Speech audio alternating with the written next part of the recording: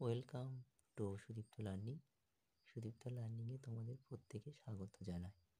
প্রিয় বন্ধুরা, আজকের ক্লাসে আমরা ক্লাস 4th শ্রেণীর আমার গণিত অঙ্কের পাঠ্য বইয়ের 217 পেজের অঙ্কগুলির সমাধান দেখব। তা চলো, প্রথমে আমাদের গল্পে বলা হয়েছে কম না বেশি লাগবে দেখি। তাহলে গল্পের নাম কি?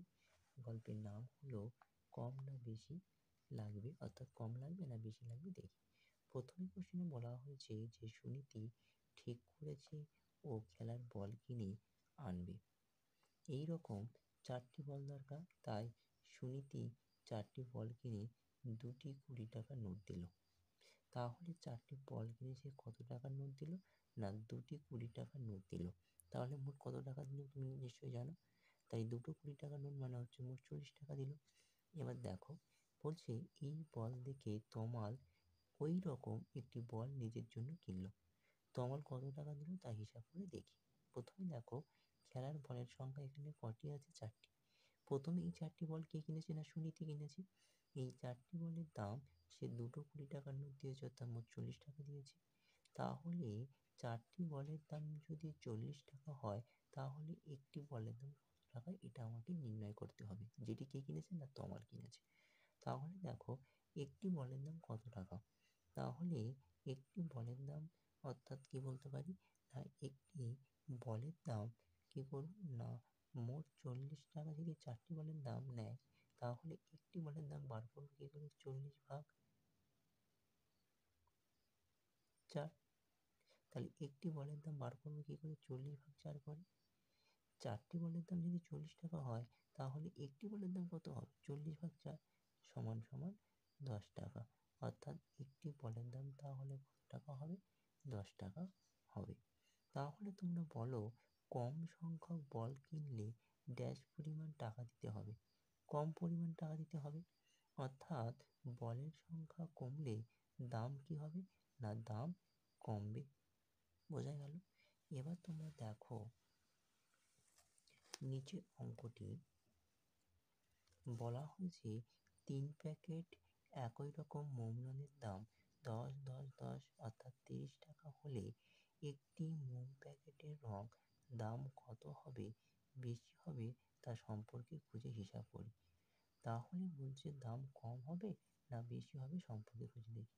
তাহলে সেম 3টি প্যাকেটের একই মোমের দাম যদি 30 টাকা হয়, তাহলে একটি মোম প্যাকেটের দাম কত হবে? না একটি মোম প্যাকেটের দাম তাহলে 30 ভাগ 3 সমান সমান 10 টাকা হবে। তাহলে একটি মোম রঙের প্যাকেটের দাম কমলো না বাড়লো? এটা তাহলে কমলো। এবার চলো আমরা 218 পেজের অঙ্কগুলি সমাধান দেখি। এবার তোমরা দেখো 218 পেজের অঙ্কগুলি সমাধান। প্রথমে দেখি ছবি দেখি ও নিজে হিসাব করি। প্রথমে এখানে দেখো ছবি দেওয়া আছে 1 2 3 4 5, অর্থাৎ 5টি নারকেল নাড়ুর ছবি দেওয়া আছে। 5টি নারকেল নাড়ুর 5টি ছবি দেওয়া রয়েছে এবং এখানে দেখো 10 10 10 করে 5টি 10 টাকার নোট দেওয়া আছে এবং 2 টাকার কয়েন দেওয়া আছে 5টি। তার মানে একটি নাড়ুর দাম তাহলে কত টাকা? তাহলে আমাকে বার করতে হবে নিশ্চয়ই। তাহলে এখানে মোট কত টাকা আছে? না এখানে 50 আর 2টি 5 টাকার নোট। তাহলে 2টি 5টা কয়েন রয়েছে, তাহলে মোট 10 টাকা। তাহলে এই 50 এই 10 মোট 60 টাকা। তাহলে 5টি নারকেলের দাম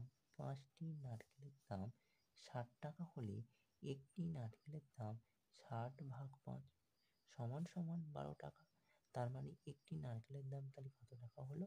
না একটি নারকেলের দাম 12 টাকা। এবার দেখো, নারকেলের সংখ্যা কমলে দাম কমবে না বাড়বে? কমবে। সুতরাং একটি নারকেলের দাম 12 টাকা। এবার দ্বিতীয় কোশ্চেনটি দেখো। দ্বিতীয় কোশ্চেনের এখানে দেওয়া আছে 4টি গাড়ি এবং প্রত্যেকটা গাড়িতে কটি করে চাকা লাগবে সেটি আমাকে নির্ণয় করতে হচ্ছে। আচ্ছা, এখানে 4টি গাড়িতে মোট চাকার সংখ্যা দেওয়া আছে কটি? না মোট চাকার সংখ্যা দেওয়া আছে 1 2 3 4 5 6 7 8, আর পরের লাইনটা অর্থাৎ 16টি। তাহলে বলেছি একটি গাড়িতে কতগুলো চাকা আছে। তাহলে আমরা প্রথমে লিখব 4টে গাড়িতে চাকা আছে 16টি, সুতরাং একটি গাড়িতে চাকা আছে 16 ভাগ 4 সমান সমান 4টি। তার মানে একটি গাড়িতে কটি চাকা আছে? 4টি চাকা। এবার দেখি খেলনা গাড়ির সংখ্যা কমলে চাকার সংখ্যা কী হবে? কমবে। সুতরাং তাই একটি গাড়ির জন্য চাকার দরকার কটি? 4টি। পরের প্রশ্নটি দেখো, একটি কাঁচের জারে কতগুলো মাছ রয়েছে? না, একটি কাঁচের জারে কতগুলো মাছ রয়েছে তাই দেখো, প্রথমে আমাদের বলেছে যে এই যে জারের মধ্যে অর্থাৎ সমান ভাগে ভাগ করে হিসাব করে দেখি অঙ্কটা। তাহলে এখানে মোট মাছ আছে কটি? না 1 2 3 4 5 6 7 8 9 10 11 12। তাহলে এখানে মোট কটি মাছ রয়েছে? 12টি মাছ রয়েছে। এখানে 12টি যদি মাছ থাকে তার মানে তোমাদের কটি জার দেওয়া আছে? এখানে 2টি জার, 3টি জার দেওয়া নেই, 2টি জার রয়েছে। তার মানে 12/2 হবে সমান সমান 6। তার মানে একটি জারে কতগুলো মাছ থাকবে? 6টি মাছ। অর্থাৎ তাই বলেছে কাঁচের জারের সংখ্যা কমলে মাছের সংখ্যা কী হবে? কমবে। সুতরাং একটি কাঁচের জারে মাছ রাখবো কটি? 6টি।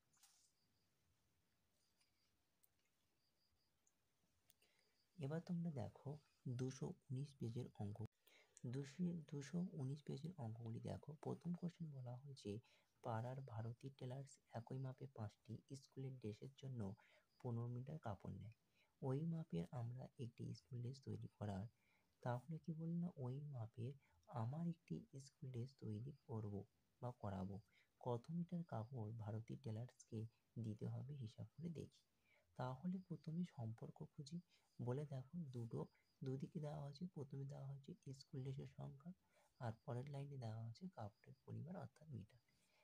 স্কুল ড্রেসের সংখ্যা কটি? না 5টি, অর্থাৎ 5টি স্কুল ড্রেসের সংখ্যা তৈরি করতে কাপড়ের মোট পরিমাণ লাগে কত মিটার? না 15 মিটার। তাহলে একটি স্কুলের ড্রেসে কাপড়ের কত লাগবে সেটি আমাদের বার করতে হবে। তাহলে প্রথমে দেখো কি লিখবো, না স্কুলের ড্রেসের সংখ্যা বাড়লে কাপড়ের পরিমাণ বাড়বে। আবার এটাও বলতে পারি যে স্কুলের ড্রেসের সংখ্যা কমলে কাপড়ের পরিমাণও কমবে। পেলাম 5টি স্কুল ড্রেসের জন্য 15 মিটার কাপড় লাগবে। তাহলে একটি স্কুল ড্রেসের জন্য 15/5 সমান সমান 3 মিটার কাপড় লাগবে। তাই আমাকে 3 মিটার কাপড় ভারতী টেলার্সকে দিতে হবে। 2 নম্বর কোশ্চেনটি দেখো। 2 নম্বর কোশ্চেনে বলা হয়েছে যে আমি বাজার থেকে